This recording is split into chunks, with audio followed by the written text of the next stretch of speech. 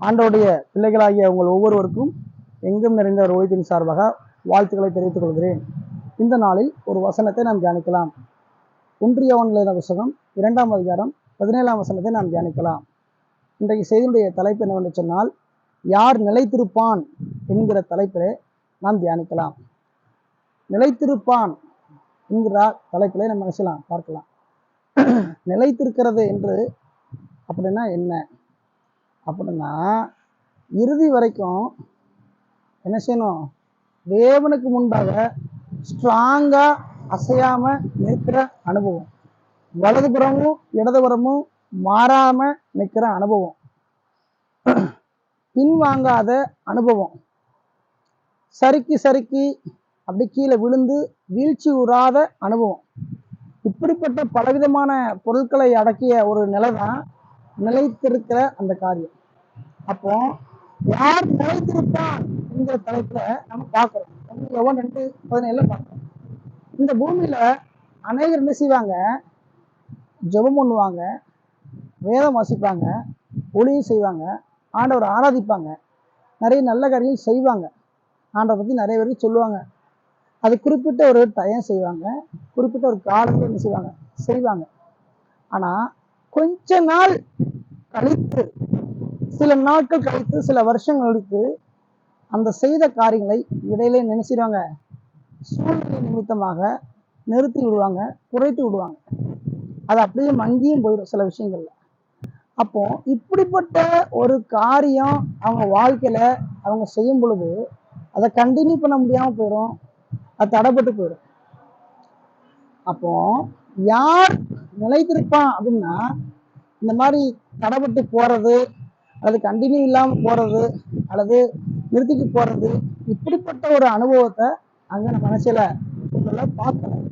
அப்போ யார் நிலைத்திருப்பான் அப்படின்றத பார்க்க போறோம். இப்போ நான் சொன்னதெல்லாம் வேதம் வாசிக்கிறது, ஊழியம் பண்றது, ஜபிக்கிறது, ஆராதிக்கிறது, நல்ல விஷயங்கள் செய்யறது, இது சொன்னோம். இதை செய்யறது கூட என்ன செஞ்சிடும்? குறைஞ்சு போகும், நிலைச்சு நிற்க முடியாது. ஆனா வசனத்துல சொல்லுது, உலகமும் அது நிச்சயம் ஒளிந்து போகும், தேவனுடைய சித்தத்தின்படி செய்கிறவனோ என்றென்றைக்கும் நிலைத்திருப்பான் என்று பைபிள் சொல்லுது. அப்போ யார் நிலைத்திருப்பான் அப்படின்னு சொல்லி பார்க்கும் பொழுது, தேவனுடைய சித்தத்தின்படி செயல்படுகிறவன் தான் என்றென்றைக்கும் நிலைத்து நிற்க முடியும். மற்ற காரியங்கள்லாம் பார்த்தோம், தொடர்ந்து செய்ய முடியாம தடைப்பட்டு போவோம், பாதியில நின்றோம். ஆனா தேவனுடைய சித்தத்தை ஒரு மனுஷனோ மனுஷியோ அவங்க செய்ய ஆரம்பிச்சாங்கன்னா, அவங்க வாழ்க்கையில இறுதி வரைக்கும் என்ன செய்வாங்க? நினைச்சு நிற்பாங்க, பின்வாங்க மாட்டாங்க, வலதுபுறம் இடதுபுறம் திரும்ப மாட்டாங்க, அவங்க என்ன செய்ய மாட்டாங்க? பேக் அடிக்க மாட்டாங்க, மாற மாட்டாங்க. அப்போ இப்படிப்பட்ட ஒரு காரியத்தை புரிஞ்சுக்கணும். சரி, தேவனுடைய சித்தம்னா தனிப்பட்ட சித்தமும் இருக்கு, பொதுவான சித்தம் இருக்கு. இப்போ தேவனுடைய சித்தத்தின்படி அப்படின்னு சொல்லி பார்க்கும், நிலைத்திருப்பார்கள் அப்படின்னு போல, நிலைத்திருப்பான் போன்றது. அப்போ இது தனிப்பட்ட ஒரு நபரை சார்ந்த சித்தம். இந்த பூமியில எத்தனையோ மனுஷங்க, கோடிக்கணக்கான மனுஷங்க இருந்தாலும் ஒவ்வொரு தனிப்பட்ட மனுஷனை குறித்து ஒரு சித்தம் வச்சுப்பாரு. சித்தம்னா விருப்பம், திருக்குளம் அப்படிம்பாங்க. அப்போ ஆண்டவர் ஒரு விருப்பத்தை வச்சிருப்பாரு. அது என்ன, அது எப்படி, அது அப்படிங்கிறத அறிந்து புரிந்து உணர்ந்து அதை நம்ம காணோட கேட்டு செயல்படுகிற நிலையில தான் செயல்படணும். அப்படி செய்யறவங்க தான் நிலைச்சிருப்பாங்க. அது ஊழியமா இருந்தாலும் சரி, தனிப்பட்ட ஒரு வாழ்க்கையா சரி, ஒரு தொழிலா இருந்தாலும் சரி, இல்லை ஒரு குடும்பமா இருந்தாலும் சரி, எதுவா இருந்தாலும் தேவனுடைய சித்தத்தை முழுக்க அறிந்து புரிந்து சித்தத்தின் மையத்துல இருந்து யாரு செயல்படுறாங்களோ அவன் தான் நிலைத்திருப்பான் அப்படின்னு வேதம் சொல்லுது. இன்னைக்கு அனைவரும் நினைச்சாங்க, தன்னுடைய சித்தத்தை தான் பாக்குறாங்க, மற்றவங்க சித்தத்தை பாக்குறாங்க. சொந்தக்காரங்க சொல்றத கேட்போம், அம்மா அப்பா சொல்றத கேட்போம், இல்ல ஃப்ரெண்டு சொல்றத கேட்போம், நண்பர்கள் பேசுறத கேட்போம், இல்ல தெரிஞ்சவங்க சொல்றத கேட்போம் அப்படின்னு மற்றவங்களுடைய ஒப்பீனியனை கேட்கறாங்களே தவிர, தன்னுடைய ஒப்பீனியன் சொல்றாங்களே தவிர, ஆண்டவுடைய ஒப்பீனியன் விருப்பம் என்ன செய்ய மாட்டேங்க, கேட்க மாட்டேங்க. ஒரு தனிப்பட்ட முறையில யாரா தான் சரி, அது ஊழியமா இருந்தாலும் சரி, தனிப்பட்ட வாழ்க்கையும் சரி, தொழிலா சரி, படிப்பா இருந்தாலும் சரி, முதல்ல தேவ சித்தன்னு பார்க்கணும்.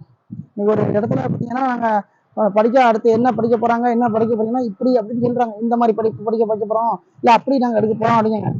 என்னைக்காவது அப்படி எடுக்கிறதுக்கு முன்னாடி ஆண்டோடைய சித்தம் இவங்க வாழ்க்கையில என்ன அப்படின்னு நம்ம பார்த்துக்கிட்டு அதை எப்படி செய்யும் அப்படின்னு யாராவது சொல்றாங்களா? இல்லை. அப்போ இதை கேட்கிற தேவஜனமே, ஆண்டோடைய பிள்ளைகளே, எல்லாரும் தெரிஞ்சுக்கிற ஒரு விஷயம் என்னன்னா, பல விதங்களை செயல்பட்டாலும் நிலைத்திருக்கக்கூடிய விஷயங்களை பார்க்கும்போது யார் நிலைத்திருப்பான் அப்படின்னு பார்க்கும்போது தேவனுடைய சித்தத்தை செய்யறதான் நிலைத்திருப்பான். இந்த பூமியெல்லாம் அழிஞ்சு போகும், ஒரு நாள் எல்லாம் மாறி போகும். ஆனா தேவனுக்கு முன்பாக அழியாதபடி நிலைத்திருப்பான் அப்படின்னு சொல்லி பார்க்கும்போது தேவனுடைய சித்தத்தின்படி செய்கிறோம்னா எந்தெண்டைக்கு நிலைத்திருப்பான்னு சொல்லி பார்க்கணும். அப்போ நம்ம எல்லா வகையிலையும் தேவனுடைய சித்தத்தை அறிஞ்சு செயல்படணும். அதான் ஆண்டவர் விரும்புகிறார். சும்மா நம்ம வெறும் வசனத்தை போதிக்கிறதுனாலையோ ஊழியம் பண்ணுறதுனாலையோ ஜெபிக்கிறதுனாலையோ மற்ற காரியம் செய்கிறோன்னு சொல்றதுனாலையோ மட்டும் நம்ம நிலைத்திருப்பான்னு சொல்ல முடியாது. வசனத்தின்படி பார்க்கும் பொழுது தேவனுடைய சித்தத்தின்படி செயல்படுகிறவன் யாராக இருந்தாலும் அவன் இன்றைக்கு நிலைத்திருப்பான். அப்போ அதை புரிந்து கொள்ள வேண்டும். யார் இப்படி சித்தத்தை அறிஞ்சாங்க, சித்தத்தை எல்லாம் செஞ்சாங்க அப்படின்னு பார்க்கும்போது தாவீது ராஜா அதை செய்தார். ஆண்டவர் என்ன செய்யாரு, அவர் வாழ்க்கையில அநேக விதமான உபத்திரங்கள் கொடுத்தாலும் அனுமதித்தாலும் அவர் வாழ்க்கையில எதுவாக இருந்தாலும் ஆண்டவருடைய சித்தத்தை நாடு என்ன செய்தாரு, செயல்பட ஆரம்பிச்சார். சில விஷயங்களை தவிர நிறைய முக்கியமான பல காரியங்கள்ல ஆண்டவர் விஷயத்தை என்ன செய்றாரு, சித்தத்தை அறிஞ்சு விருப்பத்தை செய்றாரு. அதனாலதான் என் தாசனாகிய தாவீது என் சித்தத்தின்படி எல்லாம் செய்வான் அப்படின்னு ஆண்டவர் சாட்சி கொடுத்தார். அப்படி அவன் சித்தத்தின்படி அவன் செய்ததுனாலதான் அவன் அந்த நாள்ல இருந்து இந்த நாள் வரைக்கும் அவனுடைய பெயர் நிலைத்திருக்கிறது. இன்னைக்கு கூட என்ன சொல்றாங்க, தாவீதின் சிங்காசனம், தாவீதின் நகர் அப்படிதான் என்ன செய்யுது, ஜெருசலேம் இஸ்ரேல்ல சொல்லப்படுது. ஆண்டவர் கூட என்ன செய்றாங்க, இடத்துல வரும்போது பாத்தீங்கன்னா யோசேப்பின் மகனின்னு சொல்லல, தாவீதின் குமாரனே தான் சொல்றாங்க. அப்போ அந்த தாவீதுங்கிற அந்த வேர்டு, அந்த வார்த்தை அது அப்படியே வழி வழியா வந்து அதை நிலைத்திருக்கிறது. அப்போ ஒரு நபரோ ஒரு மனுஷனோ மனுஷியோ வாழ்க்கையில தேவனுடைய சித்தத்தை மாத்திர அறிஞ்சு புரிஞ்சு செயல்பட ஆரம்பிச்சுட்டாங்க அப்படின்னா அவங்க பேரை ஆண்டவர் எக்காலத்துக்கும் எல்லா சூழ்நிலையிலும் அதை வழி வழியா நிலைச்சு நிற்க பண்ணுவார். பாருங்க, தாவீது வாழ்ந்து எத்தனை வருஷங்களாச்சு, ஆனா இன்னைக்கு என்ன பேரு, தாவீதின் கோட்டைன்னு இருக்குது, இன்னும் தாவீதின் நகர்ன்னு இருக்குது, இன்னும் தாவீதின் சிங்காசனம் இருக்கு. இயேசுவே சில இடத்துல சொல்றாங்க தாவீதின் குமாரனேன்னு சொல்றாங்க. அப்போ இந்த பேர் எப்படி நிலைச்சு நிற்க காரணம் என்னன்னா அவன் சித்தத்தின்படி செஞ்சான். அப்போ நாம செய்யறோமா, நம்ம வாழ்க்கையில் நம்ம தேவ சித்தத்தை செய்யறோமா, ஊழியத்துல செய்யறோமா, படிப்பின் காலையில் செய்யறோமா, தொழில் விஷயம் செய்யறோமா, எல்லாமே என்ன செய்யணும், யோசிச்சு பார்க்கணும். அப்படி தேவனுடைய சித்தப்படி செஞ்சாதான் நம்ம நிலைத்து நிற்க முடியும். இல்லைன்னா நம்ம என்ன செய்ய முடியும், தடுமாற முடியும். அப்போ இதை கேட்டுக்கொண்டிருக்கிற ஒவ்வொரு தேவ பிள்ளைகளும், ஒவ்வொரு வாலிப சகோதர சகோதரிகளும் யாரும் சரி, நம்ம தேவனுக்கு முன்பாக இறுதி வரைக்கும் பின்வாங்காம வலதுபுறம் இடதுபுறம் சாயாம இடையில நிற்காம கண்டினியூவா நிலைத்து நிற்க வேண்டும்னா சித்தத்தின்படி செஞ்சாதான் நம்ம நிலைநிற்க முடியும். தேவ சித்தத்தின்படி செய்யணும்.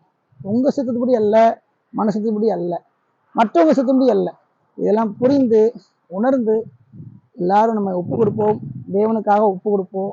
தொடர்ந்து இந்த தேவனுடைய சித்தத்தை செய்து நீங்கள் இன்னும் நிலைத்து நிற்க வேண்டும் என்று சொல்லி எங்கும் நிறைந்த ஊழியம் உங்களை வாழ்த்துகிறது. ஆமென்.